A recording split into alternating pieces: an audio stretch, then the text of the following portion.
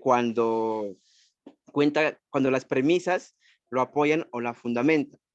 Así pues, nos encontramos con el siguiente ejemplo que parte diciendo: todos los hombres son mortales, seguido de Sócrates es su nombre. Y por último, como conclusión, Sócrates es mortal.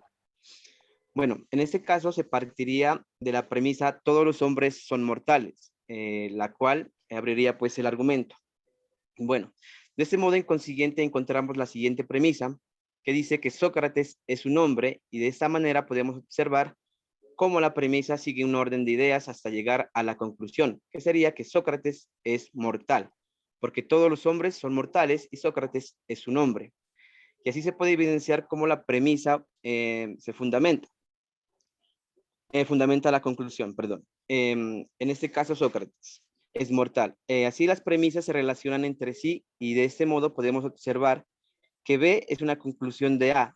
Entonces, A es B y B es A de la misma manera. Todos los B son C, también porque todas las premisas apoyan a la conclusión para que este argumento sea correcto. Así de este modo, todos los C, al venir de B, directamente pertenecen a la premisa A. Entonces, A es C.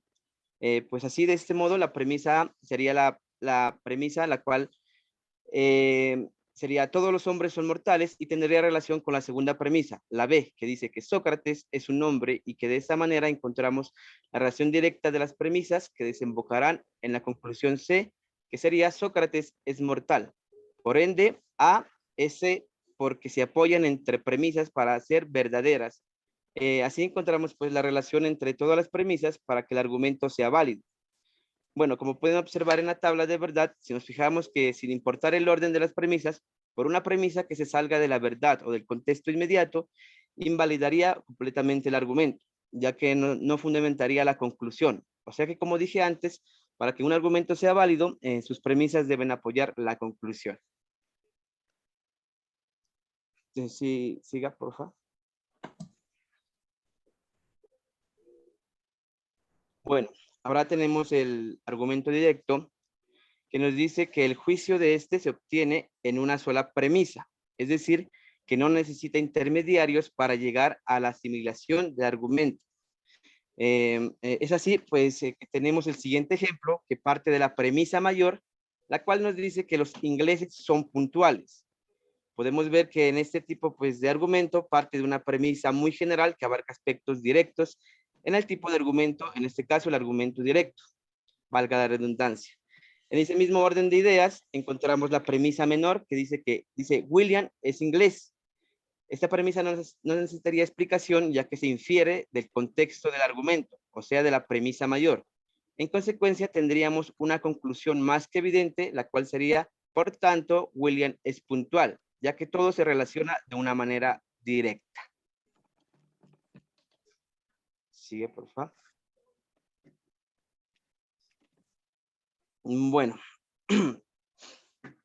siguiendo con el tema, pues nos encontramos al argumento indirecto, que nos dice que se tiene una conclusión a través de otra persona o mediante nuestras propias palabras.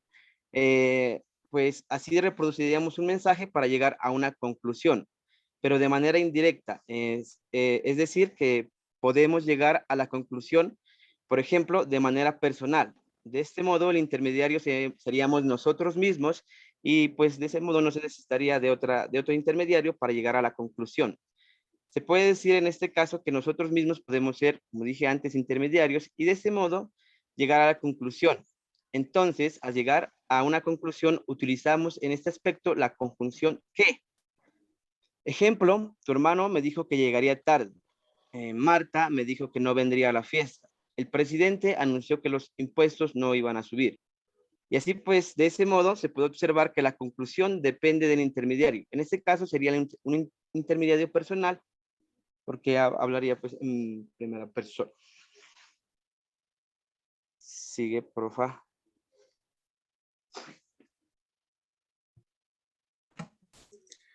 Bueno, F. Consideremos las proposiciones atómicas verdaderas. La proposición P se casaron y la proposición Q tuvieron hijos. Bueno, estas dos oraciones sí son conmutativas porque al cambiar el orden no va a afectar en nada. Por lo tanto, podríamos decir, por ejemplo, Patricia y Ricardo se casaron y tuvieron hijos.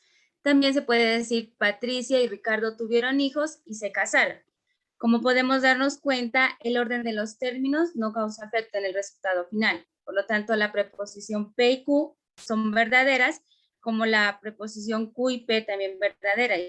Usamos en la tabla, el resultado final sería verdadero. Es decir, que en la conmutativa no va a alterar el producto, los términos no cambian. El resultado sería igual.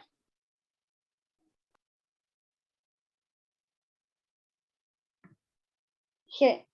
Escribe una proposición contraria a todos los caballos son cuadrúpedos. En esta proposición son contrarias porque la primera, P, todos los caballos son cuadrúpedos, es verdadera, y la segunda, Q, todos los caballos no son cuadrúpedos, es falsa y se contradice con el predicado del mismo sujeto.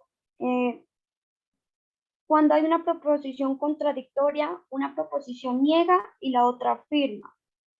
Como vemos aquí, todos los caballos son cuadrúpedos y no son cuadrúpedos. Los caballos en sí es verdadera porque los caballos sí son cuadrúpedos porque ellos caminan en 4 patas. Entonces se está contradiciendo con no son cuadrúpedos. Como vemos en la tabla de valores, si P es verdadera y Q es falsa, entonces la tabla daría falsa. Listo. Bueno, entonces tenemos otro caso de contradicción tenemos la proposición todos los brasileños son buenos futbolistas. Entonces la pasamos a la forma lógica, todos los brasileños son buenos futbolistas y malos futbolistas, donde P es todos los brasileños son buenos futbolistas y Q, todos los brasileños son malos futbolistas. Vemos que entre las dos proposiciones hay una contradicción. En esta tabla de verdad P decimos que es falsa y también Q es falsa. Al hablar, pues recordemos los cuantificadores son universales, habla de todos los brasileños y al tiempo se contradicen. Entonces P falsa y Q falsa nos dice que P y Q es falsa esta proposición.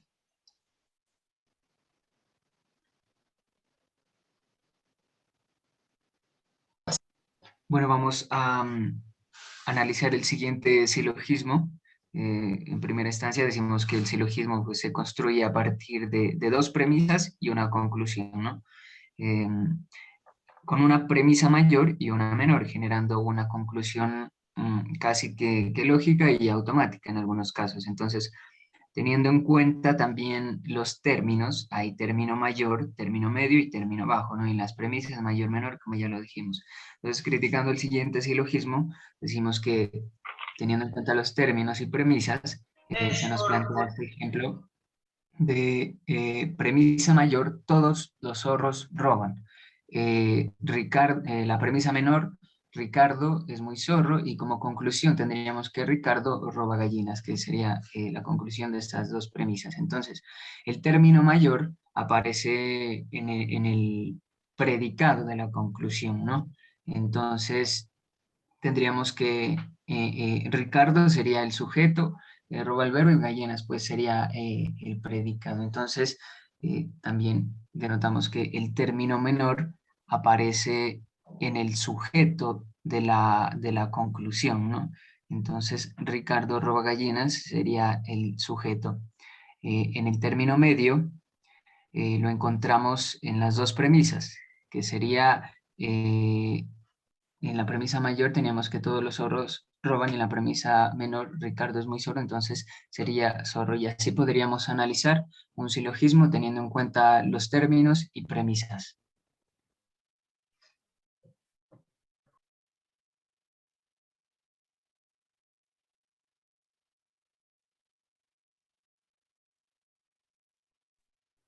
Bueno, en este apartado tenemos que cambiar una proposición conjuntiva por una proposición negativa. Bueno, así como pueden observar en el ejemplo de la proposición que dice Aristóteles nació en Grecia y Bowl nació en Inglaterra, De aquí se puede inferir que la proposición es verdadera porque sabemos que Aristóteles, pues efectivamente nació en Grecia y en el año 384 a.C. y de esta manera la proposición que dice Boole nació en Inglaterra también es verdadera, ya que Mary Everett Boole fue una escritora y educadora matemática que nació en Inglaterra en el año de 1832. Así pues, para cambiar una proposición de conjunción a negativa, basta con variar una de las proposiciones o también las dos si se quiere. Así como pueden observar en la tabla, se podrán fijar que al variar una de las proposiciones, falsa o verdadera directamente, la proposición completa se vuelve una negación y por ende una falsedad, porque como dije antes, si alguna de las P varía en su verdad, automáticamente la proposición entrará en la negación.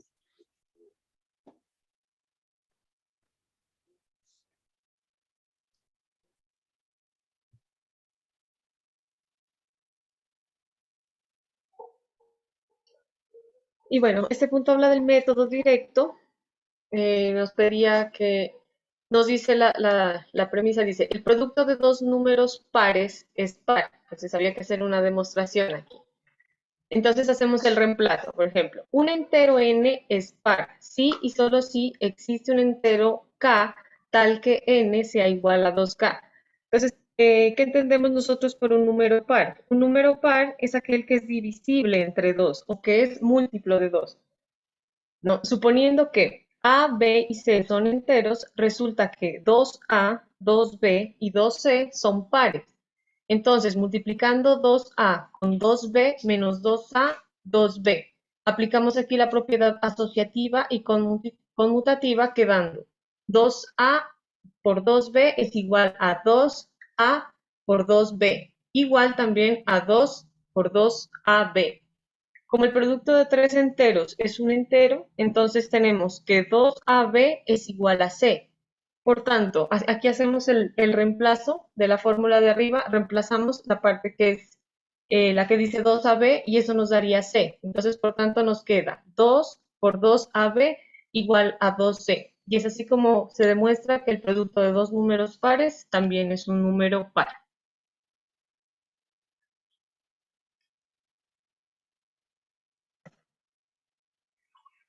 El último adiós.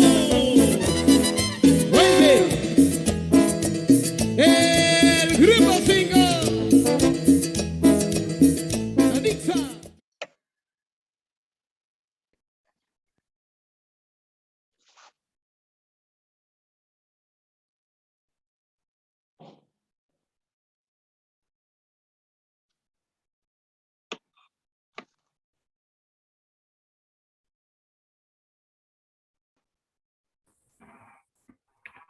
Buenos días, profe. Buenos días. Buenos días, compañeros.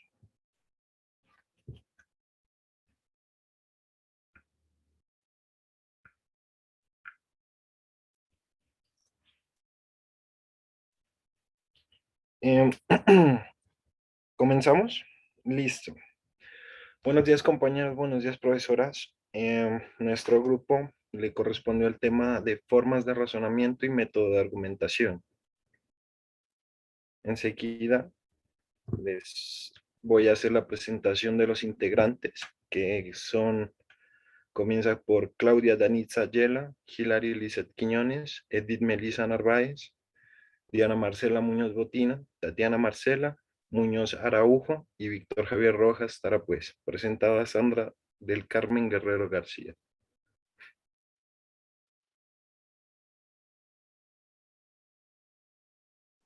Bueno, para entrar un poquito en contexto, vamos a hablar de Aristóteles.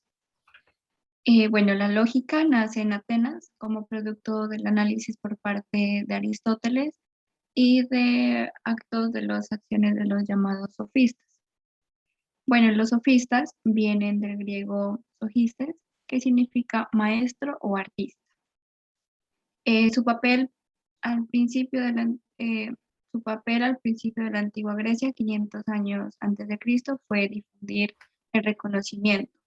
pero al poco tiempo sus enseñanzas se delimitaron al arte de la oratoria vacía y de la demagogia. Bueno, de allí viene el contenido negativo de la palabra sofista, puesto que en el sofisma se utilizó todo juego de palabras y errores lógicos, lo que hace del sofismo un arma formidable cuando es usado por personas inescrupulosas para convencer de lo falso a personas no avisadas. Bueno, también es conocida como lógica aristotélica porque fue desarrollada por Aristóteles en base a las proposiciones categóricas. También tienen otro nombre, también se lo reconoce como lógica tradicional o lógica silogística.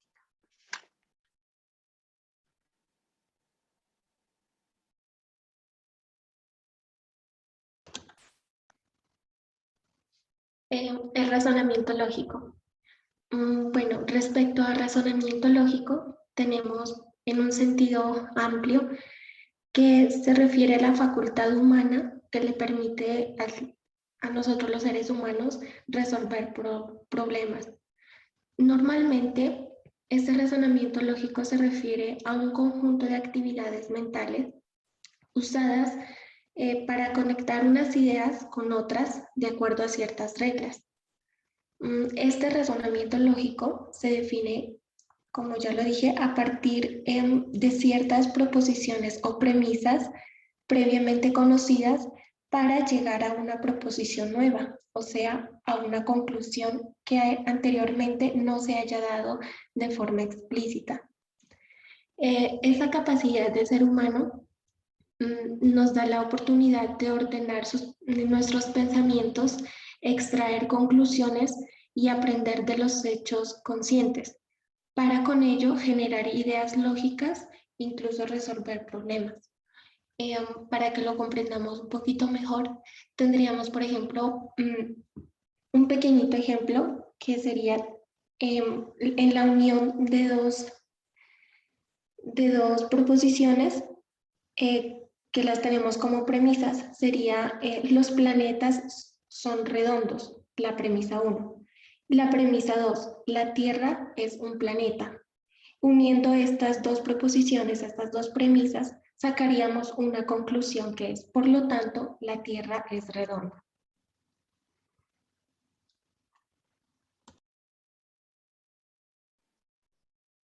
Para entrar en contexto con lo que vamos a explicar sobre nuestro tema, vamos a ver unos conceptos, los cuales son demostración, silogismo, demagogia, tesis, hipótesis, antecedente, razonamiento directo, sofisma e inferencia. De cada uno tenemos un ejemplo. Empezamos con demostración. La demostración nos dice que en cada que es una cadena de proposiciones verdaderas que se obtienen con ayuda de reglas de inferencia lógica. El punto de partida de esta cadena son proposiciones cuya verdad es conocida. El punto final de esta cadena es el teorema de demostrar. Cada miembro de la cadena se obtiene del anterior mediante reglas de inferencia lógica. Tenemos un ejemplo, el cual es P, en primera proposición, si me resfrío, Q me dará gripe. La flechita nos indica entonces. Para obtener la primera, entonces vamos a unir P, entonces Q. Si me resfrío, entonces me dará gripe. Para demostrar que son verdaderas, nos vamos al primero, que sería la primera, P, entonces Q. Para demostrar que P sea verdadera, que si me voy a resfriar, entonces me dará gripa. Esa sería para demostrar que son verdaderas. Entonces, nos damos cuenta que las dos proposiciones son verdaderas. Entonces, ahí ya tenemos como una demostración de que sí cumple las reglas de inferencia.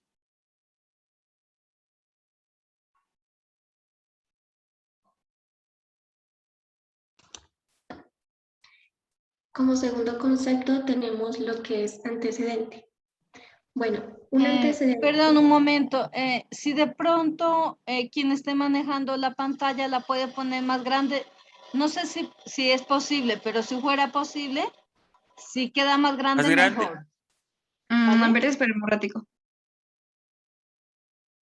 Un rato.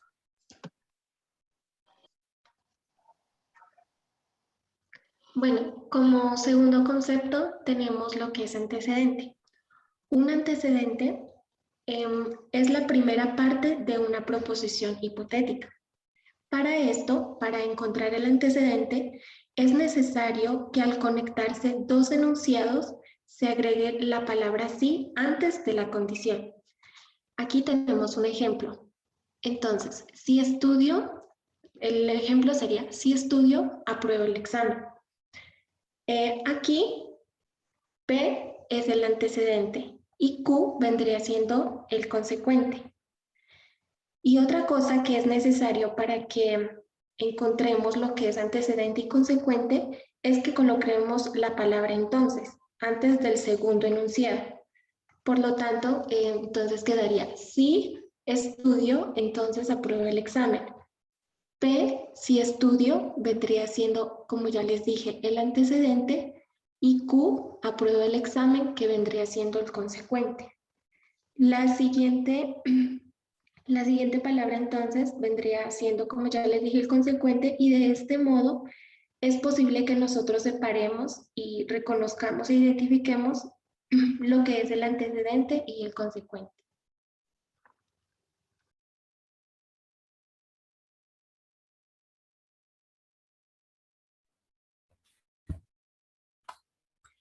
Bueno, en la hipótesis tenemos que para la lógica y la matemática, una hipótesis es una preposición de la que se parte para comprobar la veracidad de una tesis mediante argumentos válidos. Las hipótesis son, por lo tanto, el conjunto de afirmaciones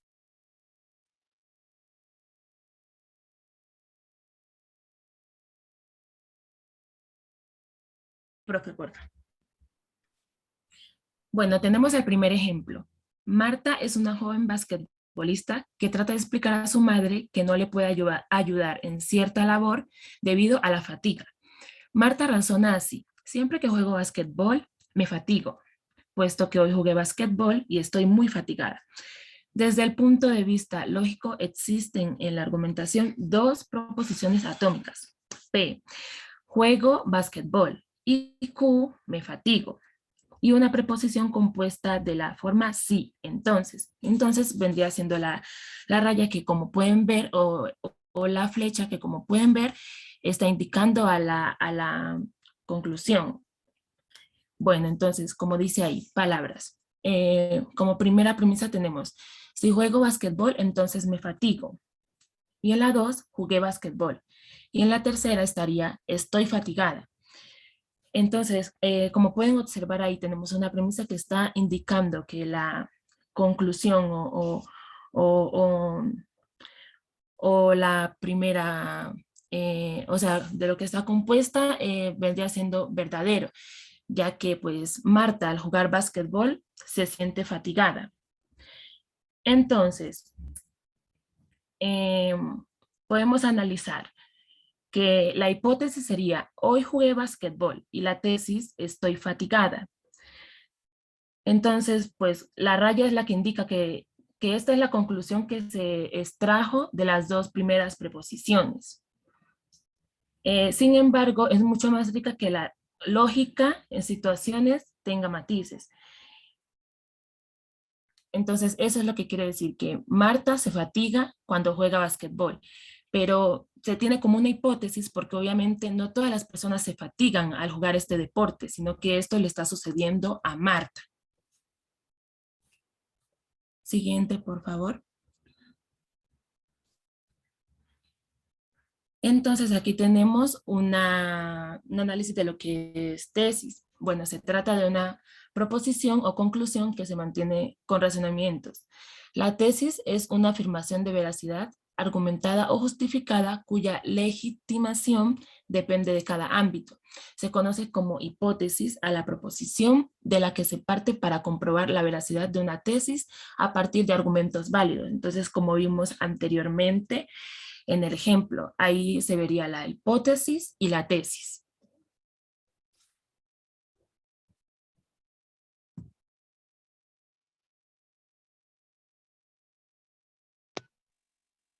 El sofisma. El sofisma es un argumento falso, capcioso, que se pretende hacer pasar por verdadero, formulado con la finalidad de inducir al adversario al error. Se busca que el adversario pues quede encapsulado y sin razones argumentativas. Un ejemplo es, los leones tienen pelo, entonces los gatos no son leones. En la conclusión de estas dos premisas sería, por lo tanto, los gatos no son leones, los gatos no tienen pelo.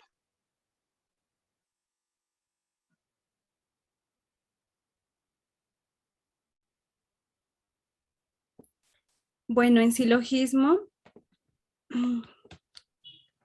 tenemos que un silogismo se conoce como silogismo, como un razonamiento deductivo que consta de dos premisas, que es una premisa mayor y una premisa menor, a partir de las cuales se llega a una conclusión. Un silogismo es un argumento formado de tres proposiciones, estando la conclusión contenida en una de las dos primeras y mostrando a la otra que la misma conclusión allí está contenida. Como lo vemos en el ejemplo, que en el partido político Centro Democrático hay personas corruptas. Esta sería la primera premisa, que es real y universal. En la segunda premisa encontramos que Álvaro Uribe Vélez está en este partido político Centro Democrático, que también es una premisa verdadera y particular. Y en la conclusión viene siendo el resultado de las dos premisas que ya hablé anteriormente, que sería entonces Álvaro Uribe Vélez es una persona corrupta. Ahí podemos ver que el silogismo es tomado como un razonamiento deductivo, ya que partiendo de esos dos juicios infiere uno nuevo. O sea, es decir, que en este sentido, la premisa mayor es aquella que sirve de punto de partida y es la más general. Y a continuación, pues sigue la premisa menor que sirve de intermediario y es menos general. Y de estas dos premisas, o sea, de la primera, la mayor, con la menor, se deduce la conclusión, o sea que ya vendría siendo el razonamiento. También tengo otro ejemplo que es, en este salón hay personas inteligentes, que vendría siendo la primera premisa mayor. La segunda es Beatriz está en este salón, que viene. Ajá, y el otro, bueno, de la segunda premisa, como les venía diciendo, pues escogí una mujer, ¿no? Del salón, que es nombrada como Beatriz. Entonces la conclusión vendría siendo que Beatriz es una persona inteligente. Ese sería, profe, el ejemplo. Sabemos que de una premisa mayor se obtiene otra que es la menor y que es como intermediario, o sea, es menos general, y que de ella se deduce ya la conclusión.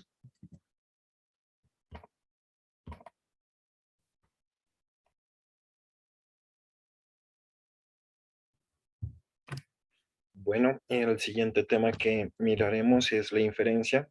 Son las reglas de aplicación del razonamiento y la argumentación en las inferencias lógicas, las cuales a través de proposiciones verdaderas se forman las premisas, tomando esto como los antecedentes, póstumo las consecuentes y por último como resultado de la deducción llegamos a la conclusión.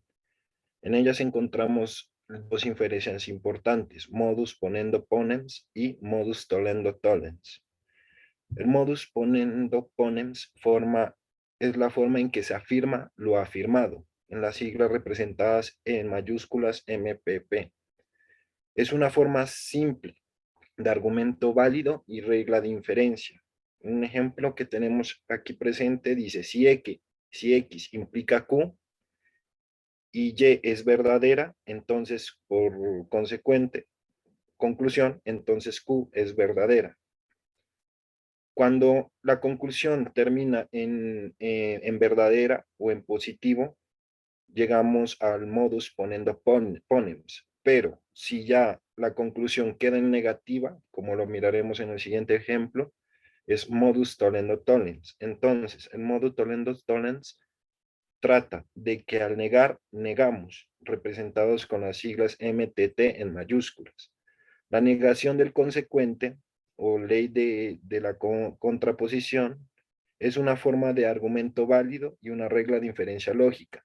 Un ejemplo que tenemos aquí es el siguiente. Si X implica Q y Q no es cierto, estamos negando Q, entonces X no es cierta.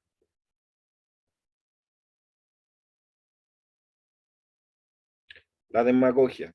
La demagogia proviene del griego y significa guiar al pueblo. Es una práctica política que apela a los sentimientos y emociones de la población para ganarse su apoyo a través de la retórica.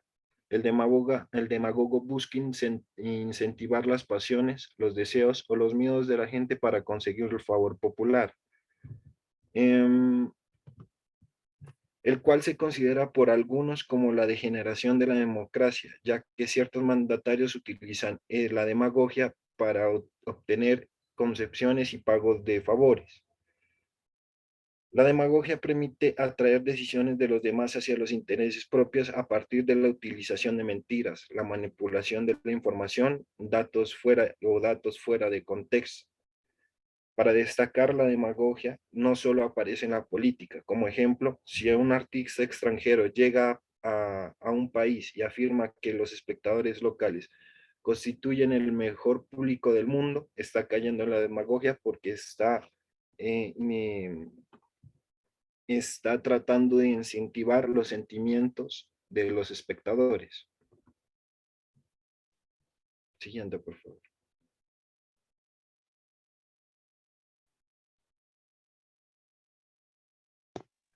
Razonamiento directo. El método de demostración directo tiene como fundamento lógico la regla de inferencia clásica o esquema argumentativo válido llamado modus ponens ponens, donde P es la hipótesis, y si P es verdadera, la hipótesis P implica la conclusión. Q entonces es la conclusión y es verdadera. P, hago mucho deporte. P, estoy cansado. Entonces, la conclusión sería Q, si hago mucho deporte, entonces estoy cansado.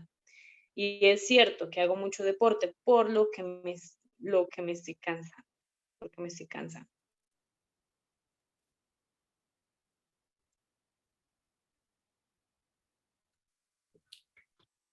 Bueno, tenemos unos ejercicios. El primero es la A. En la proposición, si 3 es mayor que 2, entonces 1 es igual a 1. Dice, escribe el antecedente y el consecuente. Bueno, la primera proposición o premisa, 3 es mayor que 2. Vemos que este es un argumento válido.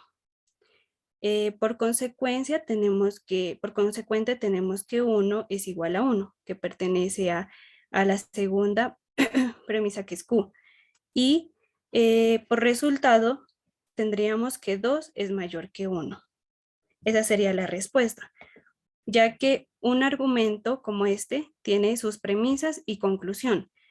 Estas premisas apoyan a la conclusión, que vendría siendo 2 es mayor que 1. Bueno, profe. Entonces podemos ver que en la primera proposición vemos que 3 es mayor que 2. Es decir, que 3 es menos a 2 da 1. Entonces la respuesta vendría siendo que 2 es mayor que 1. Por conclusión tendríamos, entonces 2 es mayor que 1 y es una conclusión verdadera, es decir, que es un argumento válido. ¿Y cómo sabemos que este argumento es válido? Sabemos porque hemos deducido esta conclusión a partir de estas dos premisas. que, como ya es bien dicho, que 3 es mayor que 2. Este es un argumento válido y ya lo conocemos. Que 3 es mayor a 2, es decir, que 3 menos 2 da 1. Y esa sería la conclusión. Bueno, en esta parte tenemos la deducción. La deducción en la lógica, fundamentada en la matemática, es el proceso o método de agrupación de premisas o argumentos, las cuales conllevan en la hipótesis y posteriormente a la obtención de conclusiones de las mismas, utilizando las fórmulas de secuencia, las cuales determinan la veracidad del argumento, asegurando ser verdaderas al igual que la conclusión. Bueno, en esta parte, como vemos la flecha, les había dicho anteriormente que significa entonces. En esta parte, pues, lo que yo quiero explicar es que cuando tenemos dos premisas que son verdaderas, al igual que la conclusión, en esta parte, o sea, o a esta parte le llamamos MPP, que significa modus ponendo ponens. Por ejemplo, como primera premisa estaría, está haciendo calor, ¿no? Y la segunda sería, está haciendo sol. Y el consecuente vendría siendo que Carlos está acalorado. Entonces, como podemos ver, las dos premisas primeras son verdaderas. Por tanto, el consecuente también vendría siendo verdadero. Y a esto se le llama, como lo dije también anteriormente, MPP, modus ponendo ponens.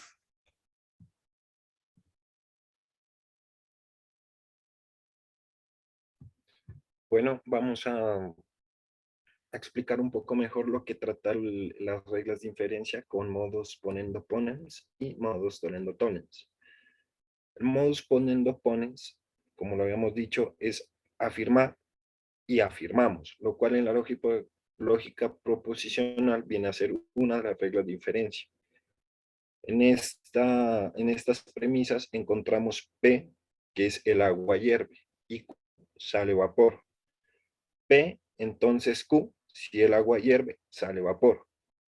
En el esquema de abajo las numeramos, tanto las premisas compuesta, que es el agua hierve, sale vapor, y la segunda, que está afirmando que sí, sale vapor. La segunda premisa afirma la consecuente de la primera premisa que encontramos, que está diciendo que sí sale vapor. Por ende, la consecuente está afirmando el antecedente. O sea que en la tercera premisa y como conclusión, la P es positiva, dando a entender que el agua hierve, siendo una inferencia positiva y por ende también un modus ponendo ponens. La siguiente regla de inferencia es el modus tollendo tollens, el cual significa negar, negamos. En el ejemplo que encontramos, el agua hierve, no sale vapor. Entonces vamos a negar que no está saliendo vapor. Entonces, como ya habíamos visto en la regla de símbolos, colocamos un pequeño menos con una ondulación, el cual significa no Q. Entonces, si no Q viene a ser la negación de la consecuente no Q, viene a ser como resultado la negación del antecedente P. O sea, por lo tanto, la conclusión queda así. Si no Q, no sale vapor, por lo tanto, no P, el agua no hierve. Como sale negativa la conclusión, es un modus tollendo tollens.